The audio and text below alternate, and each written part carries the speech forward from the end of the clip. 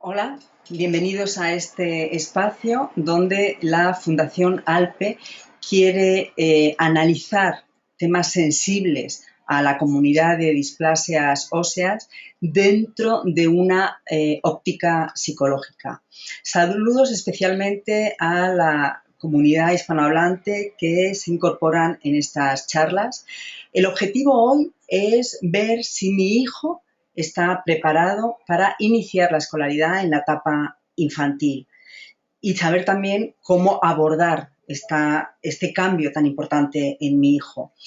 Este tema me resulta especialmente entrañable porque en mi trayectoria profesional he trabajado más de 10 años en la adaptación curricular a escuelas infantiles. Esto significa que he elaborado la especificación de los objetivos formativos y asistenciales en los distintos centros en los que he trabajado, lo que viene siendo una programación formal, porque digamos que hasta el año 2000 no ha habido una exigencia dentro del entorno académico de dar importancia a esta etapa.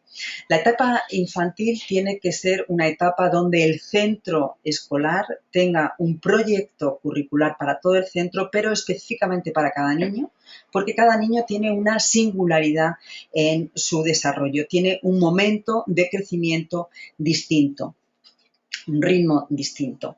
Vamos a ver los distintos factores que influyen en escoger el mejor momento de inicio de esta escolaridad. De forma teórica y rápida vemos la diferenciación de las distintas etapas en los niños, donde la infancia hay un reconocimiento claro de 0 a 2 años de una dependencia física y emocional de los padres, porque no tienen ningún grado de autonomía, van a ir progresivamente teniéndola.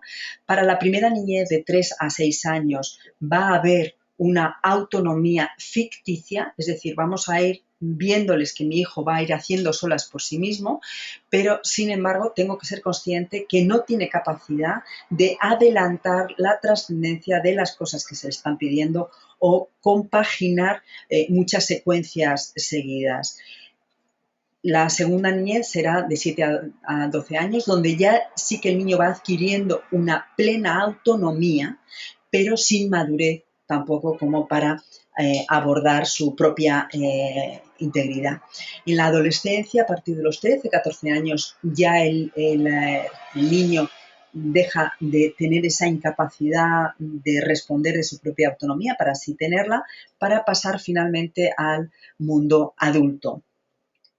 En la etapa inicial de la infancia va a ser lo que nosotros vamos a identificar como el primer ciclo de educación infantil y la primera niñez el segundo ciclo. Es decir, que de 4 a 2 años habrá 2 cursos de educación infantil y de 3 a 6 años habrá 3 cursos del segundo ciclo de educación infantil.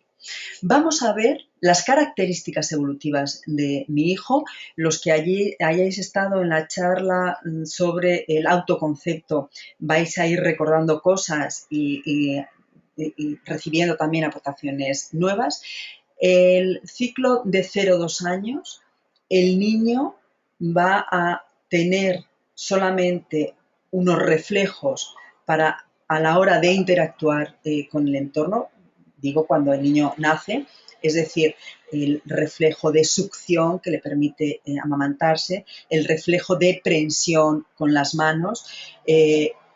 Estos reflejos son los que el niño, ejercitándolos, va a ir reconociendo singularidades y se va a iniciar a partir del tercer mes y más en el cuarto ya una coordinación de movimientos. Es un periodo en el que se va a buscar el que el niño vaya adquiriendo una autonomía motora que va a ir acompañada de una autonomía en su capacidad representacional. Somos conscientes que nuestros niños con acondroplasia la autonomía motora va a ser más lenta, pero no por ello su autonomía en cuanto a la evolución mental. ¿Qué nos importa pensando en el proceso de escolaridad de mi hijo? Nos importa mucho cómo elabora el proceso de apego. Recordar que el apego es la identificación de mi hijo en sus progenitores como las personas que le dan, le favorecen y le propician la seguridad tanto física como emocional. El apego les va a enraizar con la vida y les va a dar seguridad posterior como niños autónomos y luego ya como adultos. El contacto visual va a ser la primera herramienta para establecer este apego. Los primeros meses, en principio, no tienen mayor repercusión en la etapa infantil, porque como hemos visto, comenzarán a partir de los 4 meses, pero es bueno recordarlos. Comenzamos con esta fotografía preciosa de Pau. En el primer mes el niño va a utilizar estos reflejos, solamente va a llorar porque tenga hambre, porque tenga frío o porque esté sucio. Posteriormente va a llorar también con los cólicos del lactante en caso de que los tuvieran. En esta etapa no tiene agudeza visual, es decir, que no sabe enfocar. Y además la información que recibe visual va a ser por un ojo o por otro ojo. Entonces, desde que el niño nace, tenemos que tener cuidado que la alternancia en las posturas de la cuna sea equitativa un lado y otro, proporcionada. El contacto visual, como os decía antes, es el primer cauce de establecer el apego con mi hijo. A partir de los 3 meses. A partir de los 3 meses ya hay una coordinación en esos movimientos que inicialmente serán reflejos porque el niño percibe satisfacción en algo que casualmente ha hecho al dar torpemente con su brazo, con su pierna. Ya sabemos que con estos meses el niño identifica la eficacia de su llanto. Sabe que al llorar le van a atender si tiene hambre, le van a atender si tiene frío o si está sucio. Solamente en aquellas cosas que queramos implantar vamos a permitirle que llore. Y os pongo el ejemplo del momento del alimento por las noches. Los niños es bueno que coman a demanda, pero sabiendo que a partir del 4.º mes mi hijo no va a comer a demanda, sino que va a comer por horarios, es bueno que yo ya lo establezca en casa. Entonces, la toma que hay de la noche, es decir, desde las 12 de la noche hasta las 6 de la mañana posiblemente, es decir, de 5 a 7 horas, debo favorecer que mi hijo no tome esa toma. Con lo cual, los 3 primeros días, mi hijo va a llorar cuando sean las 4 de la mañana, las 3 de la mañana y quiera comer. Yo solamente le atenderé en cuanto a que me perciba próxima. Primero le daré agua, en el biberón con agua, para que vea que succiona, pero no es lo que él quiere. Y al día siguiente lo que haré será hacerle algún ruido o cantarle alguna tonalidad que él reconozca mi proximidad, pero no me voy a levantar. Son 3 días lo que el bebé tarda en no llorar en esa toma. En este momento de su vida, el apego que tiene, es decir, el identificar lo que él necesita para su bienestar, no va a diferenciar entre estímulos sociales y no sociales. Lo importante, es decir, una madre es un objeto todavía, un padre es un objeto. Lo importante es que él sienta que le atendéis. Llega la etapa crucial, 4 meses, que en algunos padres va a ser el momento en el que vais a escolarizar a vuestro hijo. Aquí el niño ya va a reconocer la sucesión de las rutinas. Eso es lo que les va a dar la tranquilidad, que no les va a faltar nada de lo que necesitan. Recordar que estos niños con estas edades son egoístas. Mientras yo esté bien, no pasa nada. Y tienen una necesidad imperiosa en explorar, conocer el mundo que les rodea, y lo hacen mediante el órgano más sensible para ellos, que es la boca. Os pido, por favor, que les permitáis meterse en la boca los objetos que tienen próximos, con lo cual tienen que ser objetos que no sean peligrosos y que además higiénicamente estén bien. Como os decía antes, van a descubrir ya el procedimiento, es decir, yo estoy en la cuna, sin querer, estoy llorando porque me he despertado, toco el chupete sin querer porque lo veo pero no lo identifico, pero al tocarlo y sin querer y el reflejo prensil me lo acerco a la cara y con dificultad y sin querer tampoco me lo pongo en la boca. Esto es un procedimiento. Bueno, pues digamos que de forma azarosa es como van identificando los distintos y elaborando los distintos procedimientos. En esta etapa en la que el niño parece que no se comunica, utiliza el protolenguaje. Sí que a los padres os hace mucha ilusión cuando empiezan a decir mamá, mamá, mamá, papá, papá, papá, el que mi hijo diga mamá, mamá, porque yo me siento identificada con eso, pero no tienen la intención. Lo que sí que identifican es la secuencia de un juego de contacto donde hay una secuencia, el juego de cucu tras tras. Yo digo cucú, me pongo un pañuelo en la cabeza, digo cucú y tras y me quito el pañuelo y me ve sonriente. Es decir, en ese juego que además les encanta, identifican que no hay nada, porque en esta edad, si yo no veo a mamá, mamá no está. Pero digo cucú y aparezco rápidamente. Es decir, que cuando yo ya digo cucú, él ya va a identificar tras y va a ser un juego comunicativo de dos. A los 9 meses aproximadamente, el niño empieza a gatear. Nuestros niños, sabéis que por problemas con la lordosis, no solamente lo adquirirán más tarde, sino que no es bueno que gateen. Por lo tanto, nuestros niños van a reptar, que es lo que nosotros vamos a favorecer, pero vamos a intentar suplir esa falta de movilidad con alguna actividad de coordinación que les pueda dar tono muscular, como por ejemplo la natación. Esto sabiendo que no tiene que estar dentro del horario escolar, por supuesto. Pero si mi hijo tiene un retraso en adquirir un tono muscular, yo tengo que saber en qué actividades o en qué capacidades se van a ver afectadas y lo tengo que intentar favorecer.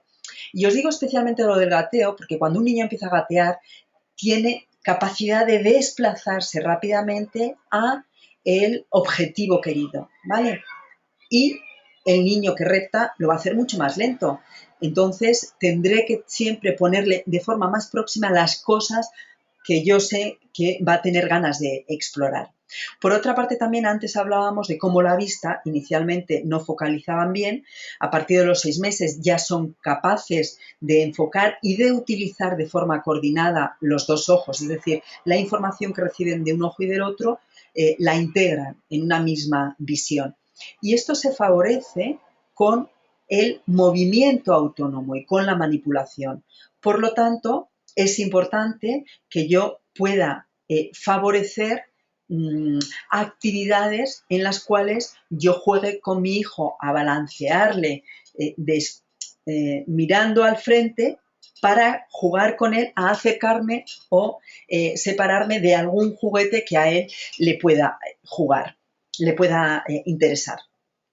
En el proceso de apego, el niño ya me identifica como la figura fundamental.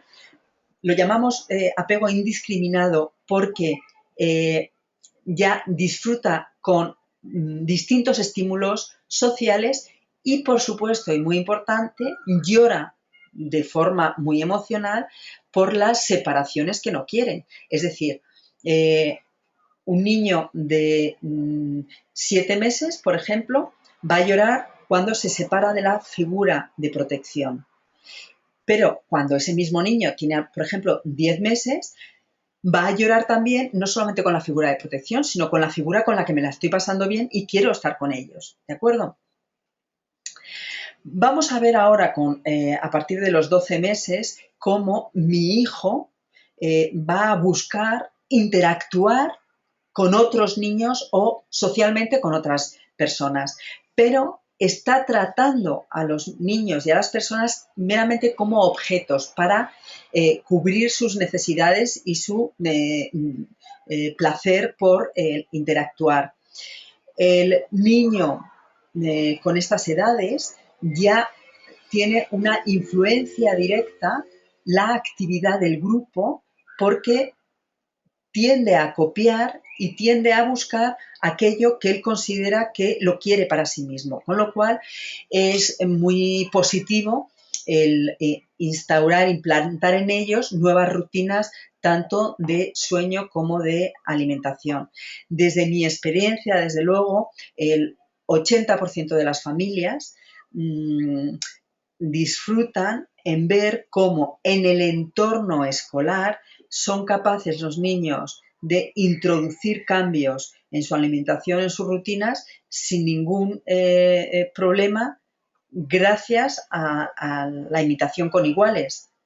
Porque nosotros como padres no somos capaces de procesar el llanto o la crispación de un hijo, mientras que en la escuela infantil la educadora tiene un conocimiento formativo y tienes unos objetivos de programación que se ve favorecido con la actividad grupal de los niños.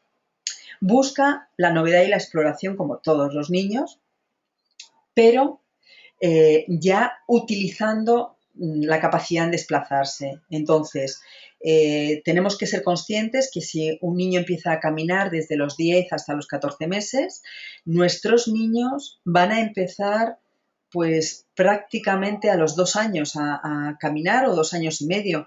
Y no pasa nada, es lo que os hablaba antes de la adaptación curricular individualizada. Hay que aceptar que si un niño va progresando de forma más lenta, pero va progresando, no va a tener ningún problema para adquirir las cuotas y los objetivos finales. Con 18 meses, un niño consigue la capacidad de representar las cosas con las cuales se rodea. Es decir, el niño de 9 meses está con mamá, le llevan a otra habitación, mamá no está y mamá ha desaparecido. No es capaz de simbolizar a su madre que está en la cocina cocinando. Es mamá ahora no está. Mientras que un niño a partir de al año y medio aproximadamente tiene capacidad de simbolización. Es decir, yo estoy en mi habitación y sé que mamá está en la cocina preparando la cena, ¿de acuerdo? Esto es importante a la hora de abordar luego, como veremos, el periodo de adaptación, cómo trataremos distinto según la edad que pueda tener un niño u otro. A partir del año, el niño empieza a poder tener autonomía en hacer pequeñas cosas. Por ejemplo, mi hijo, en el momento de la comida, yo le puedo dejar que manipule cuando está empezando a comer sólido y está empezando a comer pequeños trozos de cosas, como por ejemplo de plátano. Si yo lo machaco un poquito con el tenedor, yo le puedo dejar el tenedor para que, o la cuchara mejor, para que lo moje y se lo lleve a la boca. Eso es ir dejándoles, o por ejemplo, como tenemos aquí a Pedro, le dejo autonomía para que con el pincel manchado él vaya pintando y viendo la repercusión que tiene una acción suya de tocar el papel o la tela que tiene debajo de su cuerpo con los distintos colores que existen. Él va teniendo autonomía. En el proceso de apego, sus padres están plenamente identificados, pero ya es capaz de reír o llorar buscando la atención tanto de padres como de otras personas, donde los iguales son un estímulo muy potente, sobre todo en la edad de 2 a 3 años, porque el lenguaje que inicialmente se suele iniciar a partir de los 2 años, un lenguaje comunicativo en el cual hacen una frase con 3 o 4 palabras, en nuestros niños el tener baja tonicidad muscular va a hacer que se retrase probablemente empezarán a hablar a partir de los 3 años, pero, sin embargo, cognitivamente su capacidad de identificar, representar y de evolución, de voluntad, va a seguir la misma evolución que tienen sus compañeros, con lo cual tendremos que estar sensibles a interactuar con ellos más, a pesar de que no nos transmitan verbalmente la información que a nosotros nos gustaría saber. En esta edad hay una autoafirmación de la persona como una identidad distinta a la de mis compañeros, con lo cual es la famosa frase de no, de oposición, que es una oposición solamente para reconocer que son distintos, y es bueno. Lo que pasa es que en ese no hay nos que se pueden aceptar y hay nos que no se pueden negociar. Vosotros ahí lo tendréis que evaluar, pero no sufráis por identificar que está en esta etapa. Aparecen los amigos de pares. Es un concepto un poco traducido del inglés, pero que podría ser como amigo íntimo. Lo que pasa es que no tiene la trascendencia del adulto, y porque la intimidad todavía no existe con estas edades, pero es la búsqueda de ese amigo siempre el mismo, porque es con quien me lo paso bien, con quien estoy a gusto y con quien me identifico en los juegos que hacemos. Es bueno favorecer los amigos de pares. ¿Qué pasa con mi hijo que tiene poca movilidad? Por tanto, poca autonomía, que no utiliza todavía bien el lenguaje. Pues que en la escuela le va a ser más difícil seducir o dejarse seducir por otro amigo de su edad. Con lo cual, es bueno que yo en casa intente hacer actividades donde pueda invitar a algún amigo del colegio, cuando por supuesto ya haya pasado el periodo de adaptación, pero tenerlo como objetivo para que puedan jugar en casa, donde ahí estoy quitando una barrera de la imposibilidad que tiene mi hijo en ser proactivo en la búsqueda de pares. El lenguaje, como os decía, va retrasado.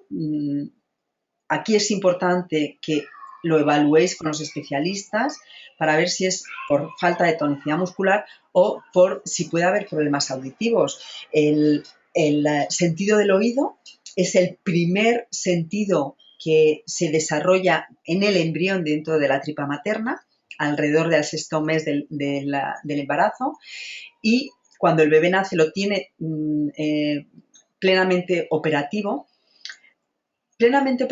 discriminando todas las frecuencias auditivas que hay en su entorno. Conforme pasa el tiempo, fundamentalmente 3 años, 6 años, hasta los 6 años, donde ya empiezan a perder la capacidad en discriminar aquellas frecuencias que no son habituales en su entorno, el niño es importante que tenga una buena entrada, que no tenga otitis que no estén detectadas y que no estén medicadas, porque, por ejemplo, vosotros sabéis por experiencia que un niño puede hablar cualquier idioma, porque el que nace en China habla perfectamente, el que habla en España, pero ¿qué pasa con ese chinito que viene aquí con 10 años, o nosotros que hemos intentado con 20 años hablar un idioma que no es el nuestro? Pues que no somos capaces de discriminar determinados sonidos y, por lo tanto, de reproducirlos sonoramente. Entonces, es importante que controlemos que no haya estas infecciones que están favorecidas por la estructura de la fisonomía del sistema auditivo. Esta etapa, nuestros hijos tienen una curiosidad que en la medida en la que utilizan el lenguaje ya nos la transmiten. Entonces, a mí me encanta porque los identifico como pequeños investigadores y es bueno favorecerlo. La pena es cuando llegan a una edad con acceso a información y ya no tienen interés por saber por qué pasan las cosas y cómo se llega. Los 2 años, tradicionalmente, también es una etapa normativa para iniciar el control de esfínteres. Nuestros niños lo van a llevar retrasado, aproximadamente a partir de los 3 años van a iniciarse. Esto tiene que estar reconocido dentro de la adaptación curricular que os decía y no por ello, porque lleven un retraso, prolonguemos la incapacidad en la contención, ¿de acuerdo? Porque también es verdad que hay niños que cuando saben que pueden llevar pañal es mucho más cómodo llevar pañal que aceptar la rutina de tener que ir al cuarto de baño. La segunda etapa del ciclo infantil será de 3 a 6 años, que lo vemos de forma conjunta.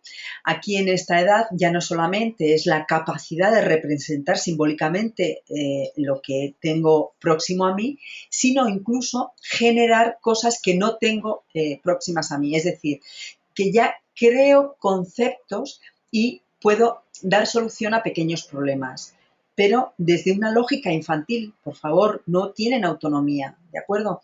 Decimos que son egoístas instrumentales porque van a utilizar todo lo que esté a su disposición para estar bien, buscando el estado de bienestar. Y como os podréis imaginar, hasta que descubren el entorno infantil, va a ser el estar en el entorno familiar con los padres. Estos primeros amigos de pares son fundamentales y reconocer que el lenguaje les hace valiosos. Por lo tanto, yo voy a favorecer que, aunque este proceso de adquisición del lenguaje vaya retrasado, el ejercitarlo. En el pensamiento que tienen nuestros niños en esta edad, identificar cómo todos los sucesos que puedan pasar dependen de mí, o sea, están relacionados con mi bienestar o con mi falta de bienestar, van a estar impregnados por la emoción que ellos tengan, no son capaces de diferenciar la fantasía con la realidad.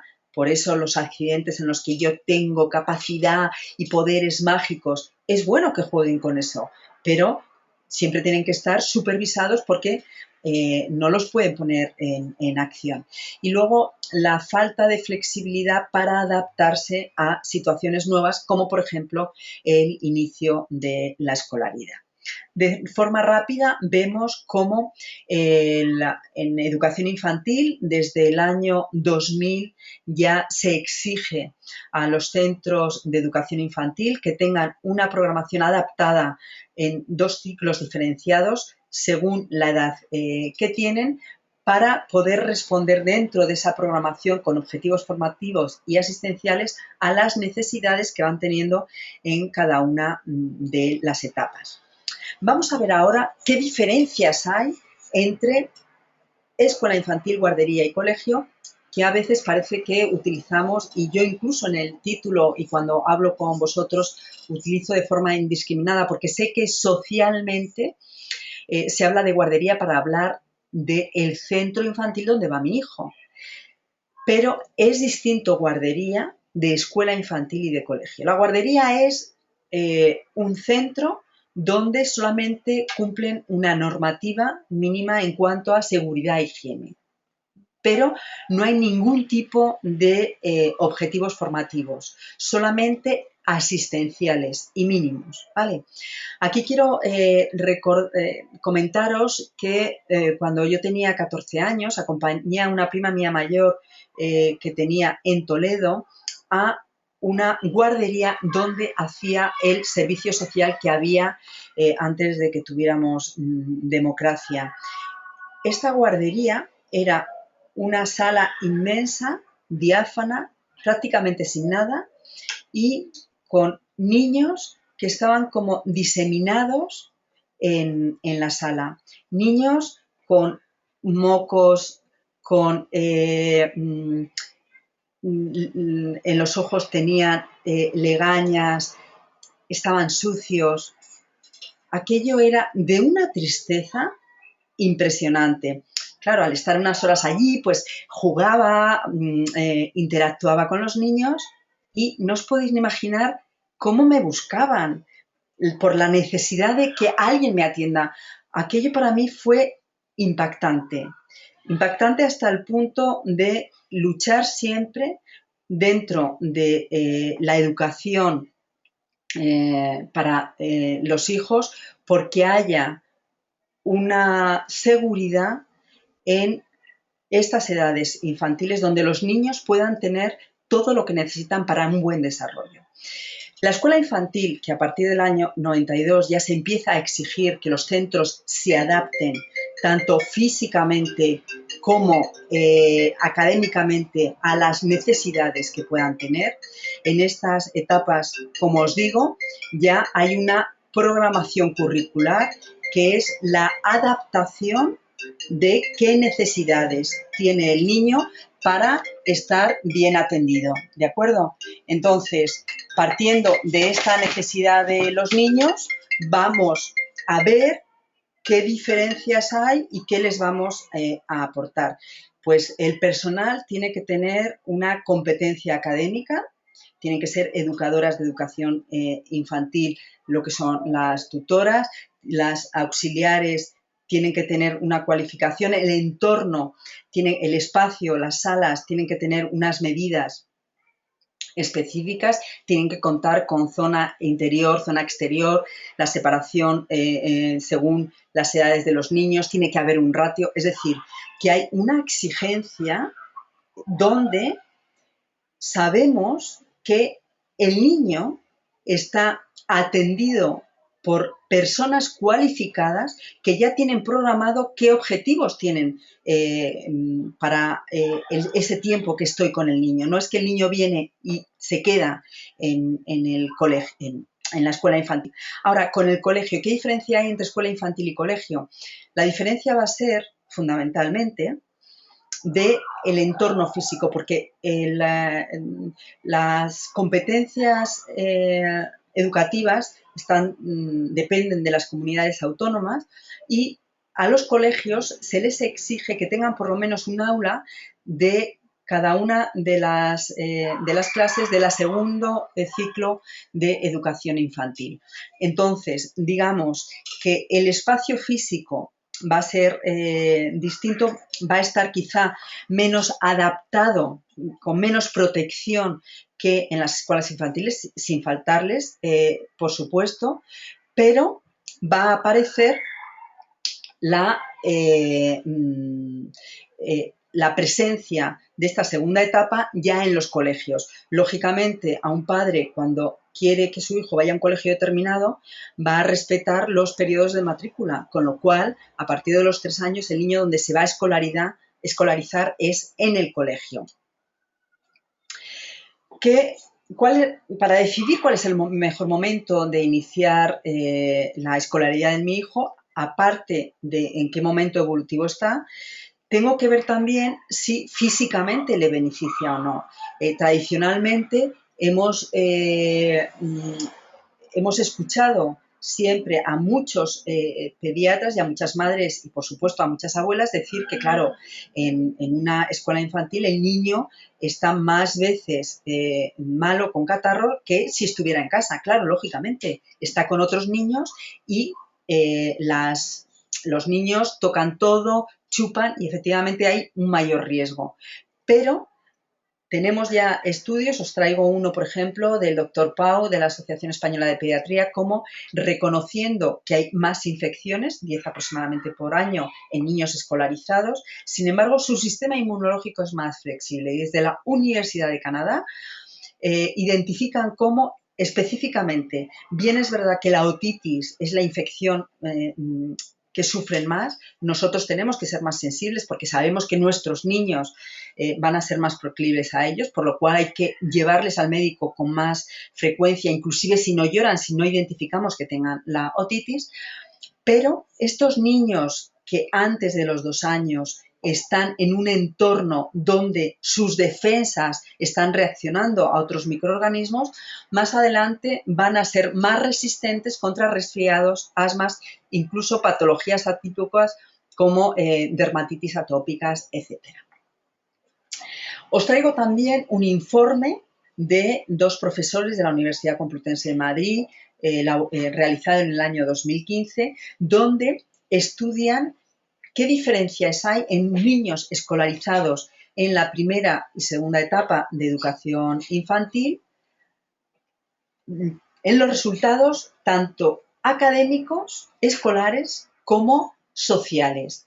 Y lo que se dan cuenta es que a partir de los 2 años, el niño que ha estado escolarizado tiene resultados mejores en primaria, determinando que finalmente la etapa preescolar, desde luego, es formativa y no solamente asistencial. Los que hemos trabajado dentro de educación infantil somos conscientes de ello, porque además es nuestro leitmotiv, ¿de acuerdo? Pero bueno, estos estudios son los que avalan nuestra experiencia. Con la discapacidad, sabiendo que la discapacidad de mi hijo es una condición, no es una enfermedad. Mi hijo siempre va a ser distinto de los demás. Va a tener un retraso en la adquisición de la autonomía motora y en la adquisición del lenguaje, pero esto tiene que estar introducido en la adaptación de los objetivos de mi hijo, que como hemos dicho es uno de los requisitos fundamentales en educación infantil, la individualización. ¿Qué expectativas tenemos los padres cuando llevamos a nuestros hijos a una escuela infantil? Pues una necesidad de conciliar la vida familiar y laboral primero, es decir, yo tengo que incorporarme en el trabajo. Entonces, sabemos que contamos con 16 semanas de baja, en la cual las 6 primeras semanas son exclusivamente para la madre, porque es bueno favorecer la lactancia materna. A partir de este momento, el padre y la madre pueden compartirse la baja para atender el cuidado de mi bebé. Posteriormente, pues tendré que decidir entre la escuela infantil, los abuelos y la cuidadora. Intentaré convenceros o dar evidencias objetivas de que la escuela infantil es el entorno natural hoy en día para nuestros niños. Bueno, primero ver dentro de la necesidad o conveniencia cómo el coste de la escuela es un coste que sabemos que muchas veces impide a los padres llevarles a la escuela, pero ver también que no hay mucha diferencia entre el coste en el servicio público y privado, también teniendo en cuenta que en muchas comunidades autónomas dan un bono guardería para los padres, que los horarios de atención son prácticamente iguales, pero en las escuelas infantiles privadas dan más facilidad para horas extras. Lo malo es que, por supuesto, hay que abonarlas. Dentro de estas expectativas, la emocional, es decir, el que yo me sienta con la obligación de escolarizar a mi hijo, pero la necesidad de estar con él va a desencadenar muchas emociones en mí. Quienes hayáis compartido conmigo la charla sobre el autoconcepto, sabéis que contamos con la famosa oxitocina, que nos hace estar pendientes para atender a mi hijo, pero en contraprestación, muchas veces en la sociedad del bienestar en la que me encuentro, muchas veces va a restar eficacia a mi trato con mi hijo, porque puedo sobreprotegerle, porque mi instinto hace que evite que mi hijo llora o sufra.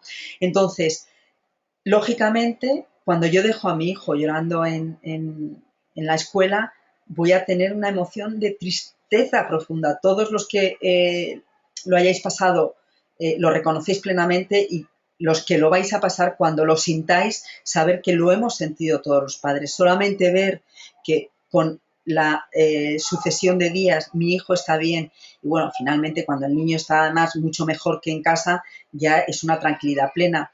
Por eso veréis cómo la relación que se establece entre los padres y los educadores es de una intimidad profunda, y también la relación que se establece entre los padres de la escuela, de los compañeros de mi hijo.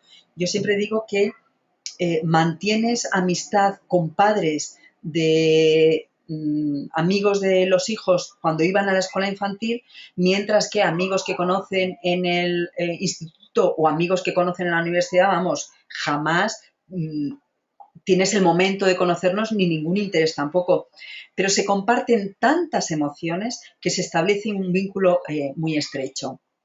Por eso es importante que confiéis en la educadora y en el centro y que preguntéis toda la información para ver que las necesidades están atendidas, que luego cuando veáis que formativamente están enriqueciéndose es cuando realmente vais a disfrutar.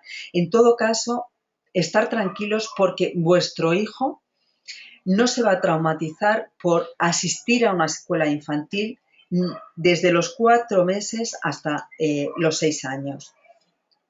Hay padres que cuando escolarizan a su hijo es buscando que haya un entorno de estimulación. Aquí quiero hacer una diferencia clara entre estimulación infantil y estimulación temprana. Estimulación temprana es un programa que hay de un especialista con un niño o con pocos niños para trabajar algo en concreto. Estimulación infantil es que haya estímulos al alcance de mi hijo y en el entorno educativo va a estar programado cuando manipulamos un material, cuando identificamos una emoción, cuando reconocemos una sensación, un olor, una temperatura, ¿vale? Entonces, en la escuela infantil estos estímulos están al alcance de los niños o están programados de forma conjunta. La estimulación temprana es cuando hay una carencia en el desarrollo de mi hijo y yo lo favorezco, ¿de acuerdo? En todo caso, en cuanto a la estimulación infantil, los padres somos conscientes que en nuestro entorno no hay niños y necesitan jugar, cantar, chillar, pelearse con otros iguales para reconocer cuál es su potencial. El estar con otros niños ayuda a regularizar sus rutinas de sueño y de alimentación, como os he dicho antes, por imitación. Vygotsky es un pedagogo de principios del siglo pasado que hablaba de el aprendizaje en zona próxima. Significa que vosotros, por ejemplo, adultos en el trabajo, estáis con un compañero que está utilizando una aplicación que vosotros no conocéis y solamente con el hecho de verle cómo lo hace, a la hora de vosotros tener un primer contacto, tenéis mayor soltura y lo hacéis más rápidamente y mejor. Esto es lo que le pasa a vuestros hijos. Cuando vuestro hijo está viendo cómo otro niño come, está viendo cómo otro niño manipula los materiales, aprende de una forma más rápida que si lo está experimentando o haciendo él de forma autónoma. Este entorno de estimulación tiene que ser adaptado para sus necesidades. Si el niño necesita un tipo de estimulación temprana, bien hay que acordarlo con el centro o hay que buscar a un especialista. En todo caso, en un centro escolar, lo que sí que el educador va a ver es si mi hijo progresa de forma óptima, que es muy importante. Mirar, Bronfenmeyer es un autor también de principios de 1930, donde desarrolla una teoría ecológica que por aquella época era como algo que la gente, o sea, los teóricos tampoco le dieron mayor importancia. Se le está dando más importancia ahora. Una teoría sobre el sujeto como sistema, es decir, las personas somos sistemas que nos relacionamos con otros sistemas, es decir, de forma adaptativa. Cuanta mayor relación tengamos con otros sistemas, soy como ser individual más completo. Entonces, si mi hijo, el microsistema es él con la familia, cuando yo le permito ir a la escuela, va a ampliar su relación con los otros sistemas, va a ser el mesosistema. Los responsables sanitarios, los educadores, los compañeros del colegio. Esto va a enriquecerle su aprendizaje, va a ser mayor cuanto mayor contacto tenga con mayor número de sistemas. Por eso es muy importante ser conscientes que como padres busco la estimulación, pero es que hay mucha potencialidad en favorecer las relaciones sociales. Estas relaciones con iguales, como os decía, va a favorecer el proceso de imitación y de sociabilización. Aquí vuelvo a hablar de la condición de mi hijo. Yo tengo que ser consciente que mi hijo va a ser distinto al resto de sus compañeros por tener una talla baja, pero eso no significa que le tenga que tratar como un niño más pequeño, porque su mente sí que evoluciona conforme a las pautas de su entorno. Con lo cual, aquí va a ser mi gran reto de saber convencer al entorno para que no infantilicen a mi hijo. En el periodo de adaptación vamos a entrar ya en lo que supone esos primeros días de ir a la escuela y cómo abordarlo tanto mi hijo como yo mismo. ¿Cuál es el objetivo para mi hijo? Pues que esté seguro, tranquilo, que voy a ir a volver a recogerle. Yo no quiero que mi hijo piense que la escuela va a ser el lugar maravilloso donde va a estar. No, que tenga la tranquilidad en que le voy a recoger, ¿vale? Ya va a descubrir él luego cómo es de estupendo ese entorno. Para que llegue a estar tranquilo va a depender de distintas situaciones, como la edad natural que tiene. Edad natural es la que viene en el parte de nacimiento, que no tiene que ser igual a su edad mental, es decir, evolutiva, de capacidad de reconocer, de acción y de autonomía.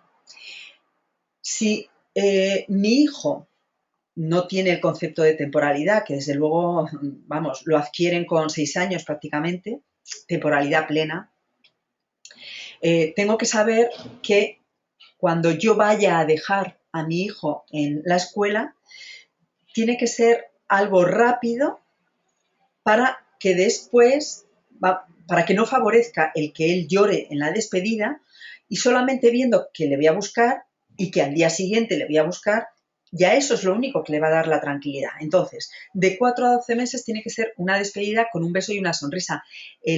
Mi hijo, en la medida en la que tenga 7 meses, 10 meses o 12 meses, va a llorar más por esa capacidad que tiene en identificar la potencia de su llanto y la necesidad de estar bien y estar conmigo. Pero yo tengo que estar confiada en que mi hijo va a estar bien. A partir de los 18 meses, que hemos visto que tiene la capacidad simbólica de representación mental, ya puedo poner una pequeña instrucción. Es decir, después de la merienda vendré a buscarte. Es decir, le doy una secuencia. Habrá beso, sonrisa e instrucción. Y a pesar que mi hijo llore, yo le dejo en la escuela. Los niños a partir de los 2 años ya podemos recordarle cuáles son las distintas acciones que se van a suceder. Es decir, vas a ir al cole, te vas a quedar, te quedas jugando, comerás, dormirás la siesta y luego vengo a buscarte cuando salgas. Eso acompañado con el beso, la sonrisa y luego alguna pequeña instrucción en la que le digas, pues luego me dices cómo se llaman tus amigos, que en algún momento dado se esforzará en intentar recordar el nombre del que tiene al lado para luego decírtelo.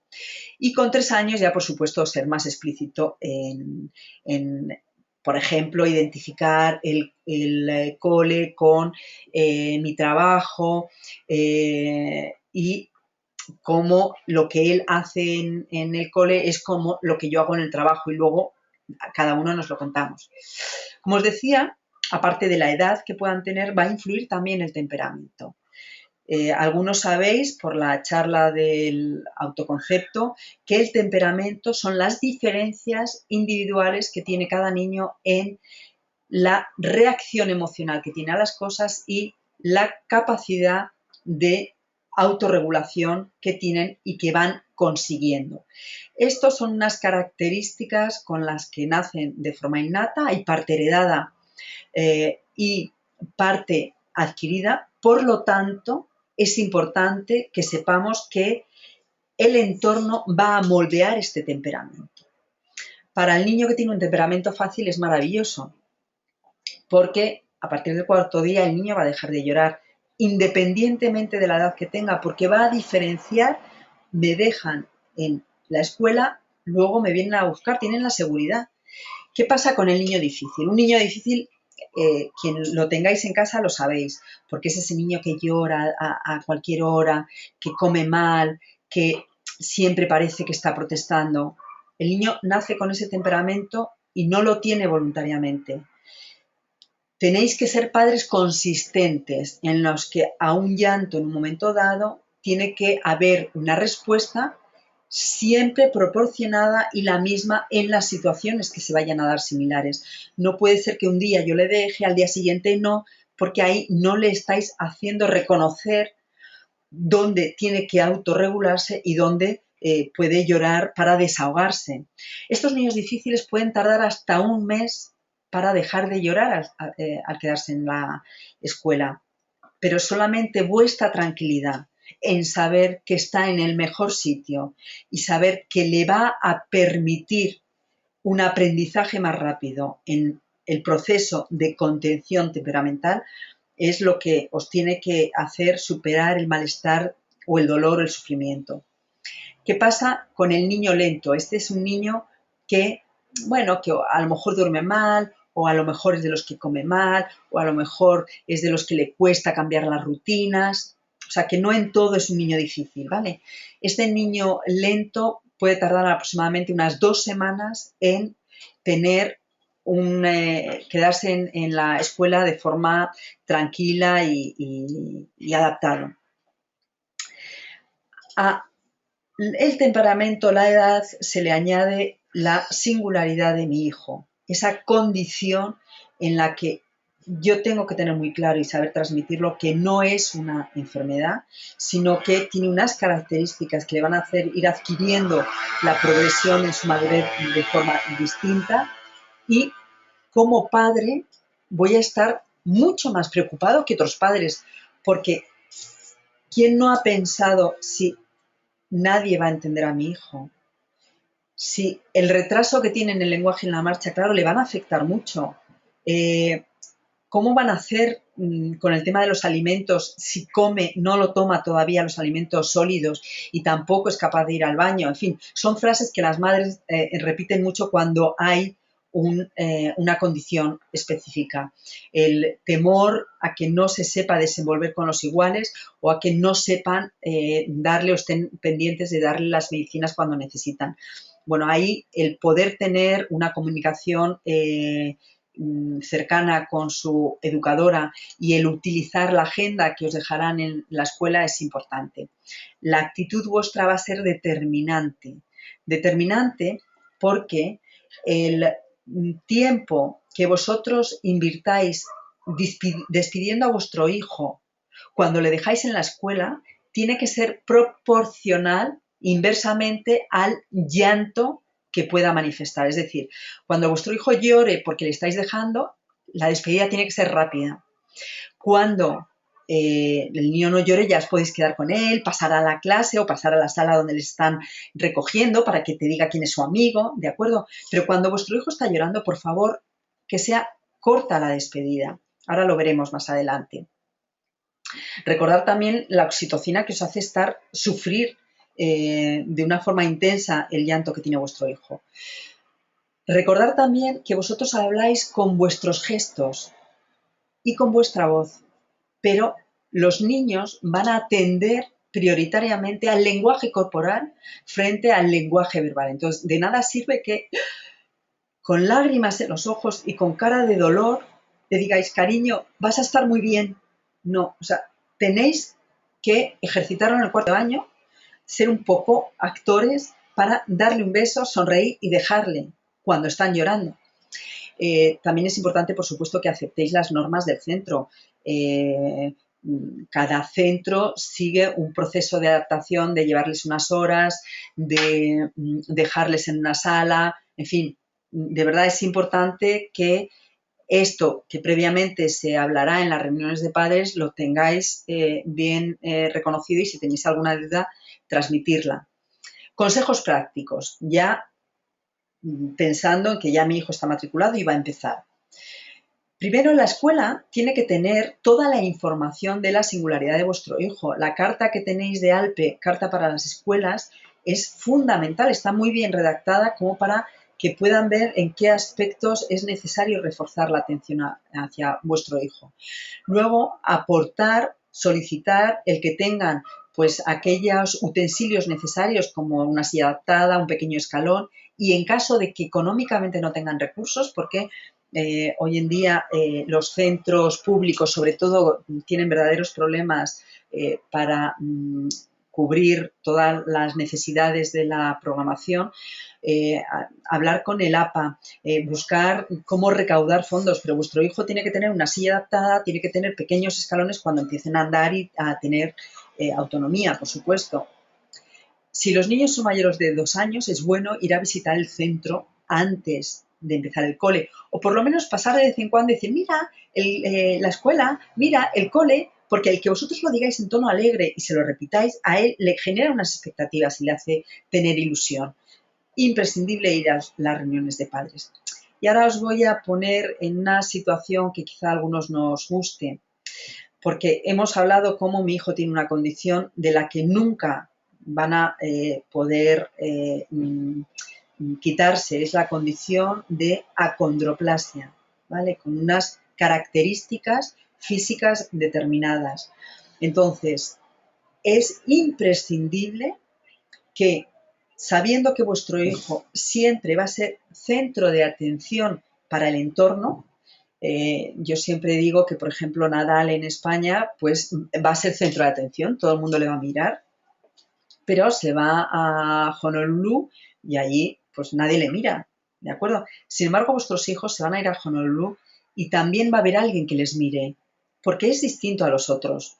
Entonces, tengo que aceptar esa incapacidad de ser invisible.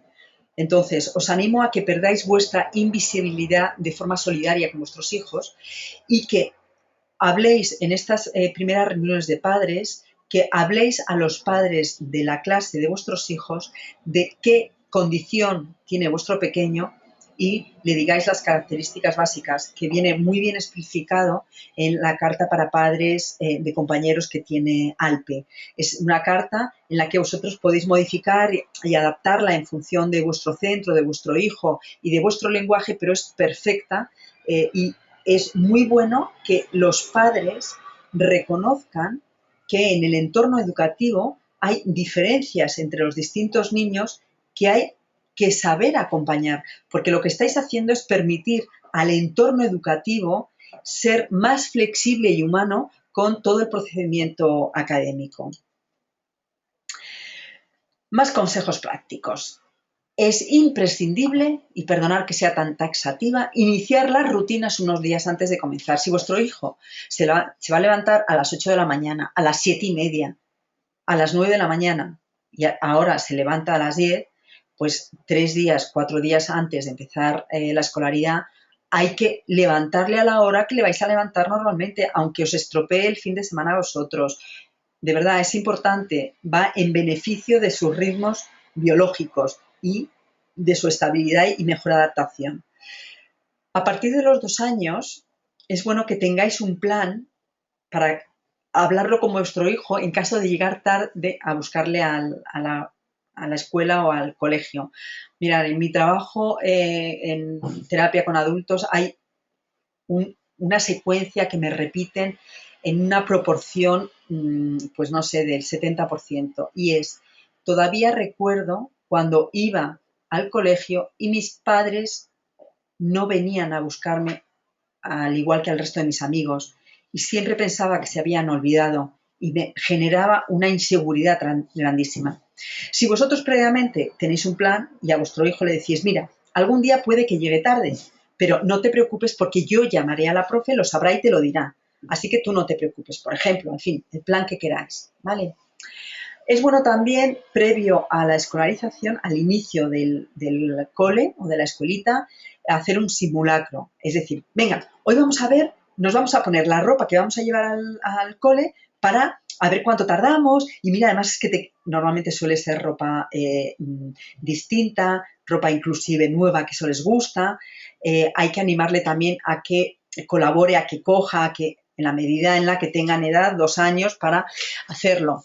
Y luego, si podéis también desplazaros hasta el centro, como os decía antes, para identificarlo, enseñárselo de forma con ilusión, será estupendo.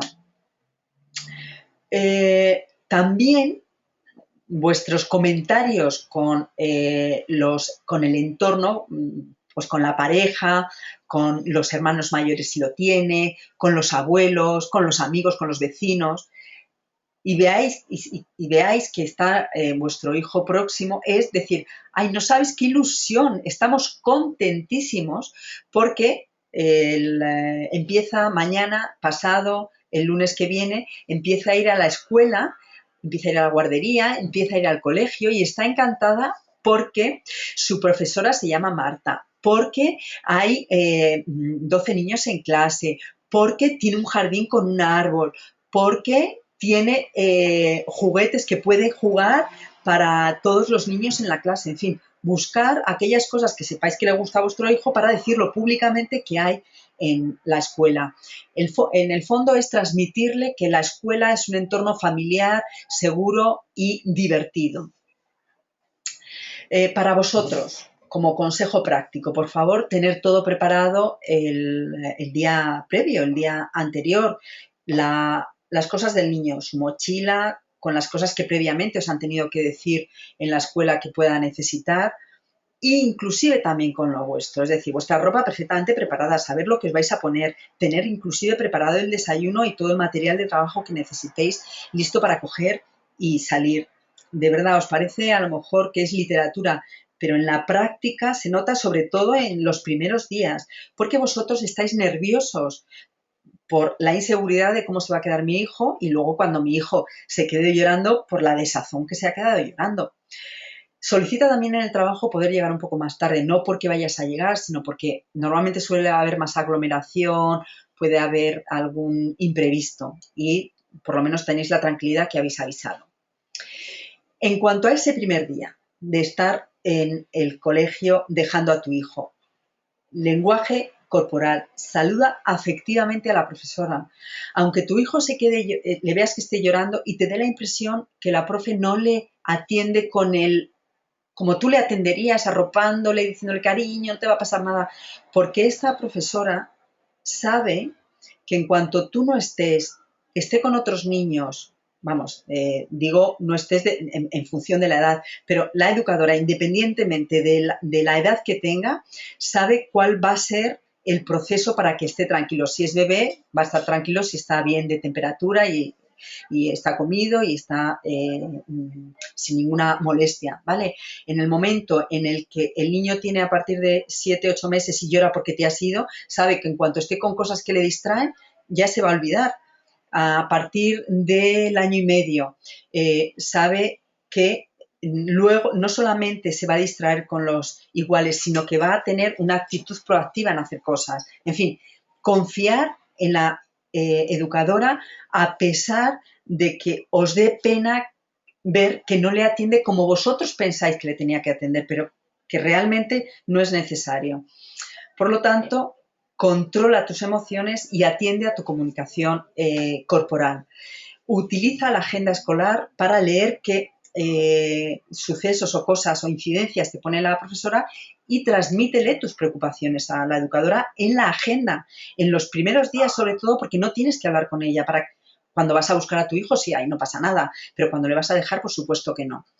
Con el desayuno, si lo toma en casa, levántale con tiempo. Y si no desayuna bien, no te preocupes. Tu hijo no va a tener ningún problema por desayunar mal 4 días seguidos. Entre otras cosas porque luego en la comida o en la merienda se va a resarcir. La merienda que se lleva al cole, en principio no es necesario. Lo que pasa es que suele ser un ritual, sobre todo afectivo, de llevar mi casa al cole y entonces está bien. ¿Vale? Os aconsejo que sean meriendas pues de fruta y hortalizas. Por ejemplo, la zanahoria, a mí me encanta los niños a partir de los 2 años, que lleven una zanahoria porque es fácil de tenerla, lo mordisquean, juguetean, pero no tienen necesidad de comer. Con los pañales tenéis que hablar previamente con el centro para ver si se lleva un paquete que dure X tiempo o se llevan diariamente en la mochila. En todo caso, que sepáis que en la programación curricular ya se contempla qué hacer con la contención de esfínteres y cuándo solicitar a los padres su inicio. Con el chupete es un artefacto que al niño le sirve y tiene una gran potencia para tranquilizarle hasta que tienen una capacidad de reconocer la intencionalidad en sus acciones y los procesos, es decir, hasta los 9 meses aproximadamente es beneficioso porque la succión le tranquiliza al niño. Luego con la dentición también a veces es bueno porque les sirve para morderlo, pero que sepáis que en el momento en el que el niño ya tiene capacidad representacional, el llanto no se debe consolar con un tapón en la boca, sino atender con una consecuencia o con una acción. Es decir, te dejo llorar porque esto no lo vas a tener o te consuelo porque te has hecho daño. Entonces, el niño ya no es el chupete el que le hace olvidarse de todo porque le da satisfacción. En la guardería también colaborarán con vosotros para ver cuándo es el momento de quitárselo.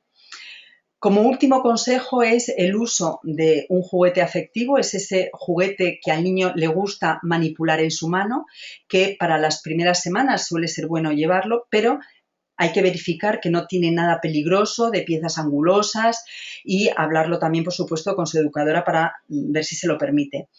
Y luego, como consejo estrella, es hablar con la educadora, con el centro, para ver si podéis hacer fotografías de la clase estando con los niños, del comedor sin que esté con niños, del jardín, de los espacios donde vuestro hijo va a estar, porque con esas fotografías vosotros vais a poder hablar en casa y aquellos padres que seáis más creativos, inclusive hacer un pequeño cuento donde estén las fotografías de los espacios escolares para que el niño se traiga a casa la escuela de forma que le resulte más fácil el identificar la escuela como una prolongación de su casa.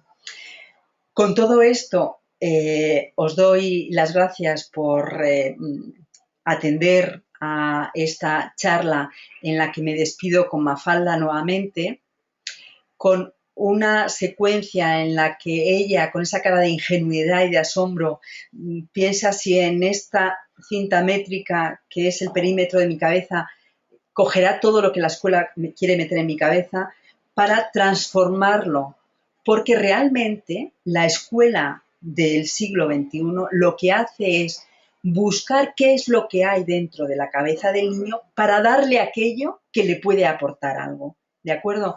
Con lo cual, os animo a saber que la escuela es importante e imprescindible para vuestros hijos, que la condición de vuestro hijo es algo que tiene que aprender con naturalidad y que va a beneficiar al entorno con el que se relacione vuestro hijo.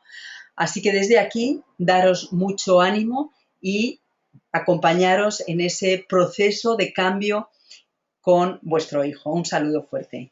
Adiós.